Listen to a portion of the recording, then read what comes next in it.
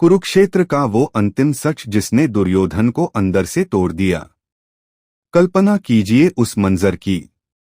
18 दिनों के भीषण रक्तपात के बाद कुरुक्षेत्र का मैदान अब युद्ध भूमि नहीं, शमशान बन चुका था।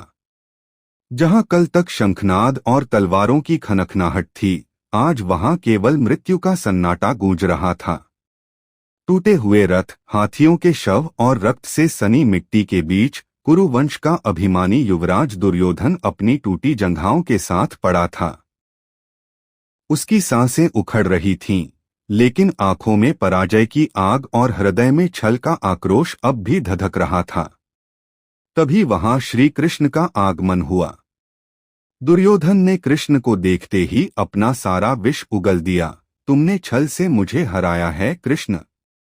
यदि धर्म युद्ध होता तो पांडव कभी नहीं जीतते। त्रिलोकीनाथ कृष्ण मंद मंद मुस्कुराए। उनकी मुस्कान में व्यंग्य नहीं, करुणा और सत्य था। उन्होंने कहा, दुर्योधन, तुम पांडवों के छल को देख रहे हो, लेकिन अपने चयन की भूल को नहीं। तुम्हारी हार भीम की गदा से नहीं, तुम्हारे एक गलत निर्णय से हुई है। वो एक निर्णय जो इतिहास बदल सकता था। कृष्ण ने उस राज से पर्दा उठाया जिसने मरते हुए दुर्योधन की रूह को कंपा दिया। कृष्ण बोले, तुम्हारी सेना में एक योद्धा ऐसा था जो साक्षात काल था, जिसे यदि तुम सही समय पर कमान सौंपते तो यह युद्ध 18 दिन नहीं, केवल एक प्रहर में समाप्त हो जाता। लेकिन तुमने हीरे को छोड़कर कंकड़ पर दाव लगाया। वह योद्धा कोई और नहीं, गुरु द्रोण पुत्र अश्वत्थामा थे।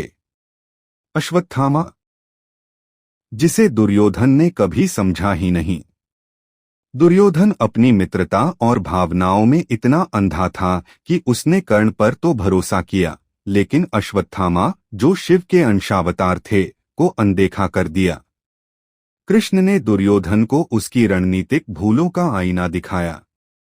आरंभ दिन 1 से 10 तुमने भीष्म को सेनापति बनाया, जो पांडवों से प्रेम करते थे। वे उन्हें मारना ही नहीं चाहते थे।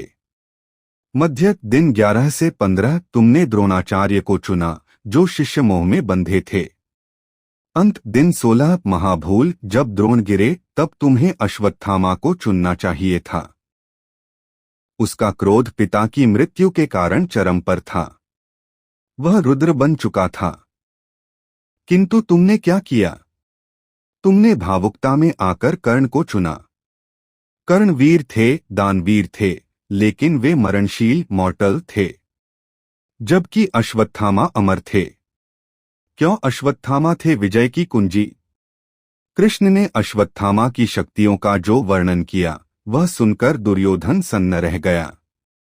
रुद्र अवतार अश्वत्थामा में भगवान शिव का क्रोध और शक्ति समाहित थी। अजय सामर्थ्य, जहां कृपाचार्य 60,000 योद्धाओं से लड़ सकते थे, अश्वत्थामा अकेले 72,000 महारथियों को धूल चटाने की क्षमता रखते थे। सर्वश्रेष्ठ शिक्षा। उन्हें ज्ञान केवल द्रोण से नहीं, बल्कि परशुराम, व्यास और दुर्वासा जैसे ऋषियों से मिला था। नारायणास्त्र का ज्ञान अर्जुन के पास भी जिसका काट नहीं था, वह अस्त्र अश्वत्थामा के पास था। कृष्ण ने कहा, दुर्योधन, यदि 16वें दिन सेनापति अश्वत्थामा होते तो पांडव तो क्या, तीनों लोकों की शक्तियां भी उसे रोक नहीं पाती। प्रमाण 18वें दिन की वो काली रात। दुर्योधन को कृष्ण की बातों का प्रमाण उसी रात मिल गया। जब वह मृत्युशया पर अंतिम सांसें ले रहा था, उसने अश्वत्थामा को अपना अंतिम सेनापति घोषित किया। और फिर अश्वत्थामा ने तांडव किया। अकेले अश्वत्थामा ने पांडवों के शिविर में घुसकर वह कर दिखाया जो 11 अक्षौहिणी सेना 18 दिनों में न कर सकी। धृष्टद्युम्न द्रोण का हत्यारा का वध, शिखंडी और 5 उपपांडवों का सहार। पांडवों की शेष बची पूरी सेना को एक ही रात में गाजर मूली की तरह काट दिया। सुबह जब दुर्योधन को यह समाचार मिला तो उसकी आंखों से आंसू बह निकले। यह आंसू खुशी के नहीं, गहरे पछतावे के थे। उसके अंतिम शब्द मौन चीत्कार बन गए।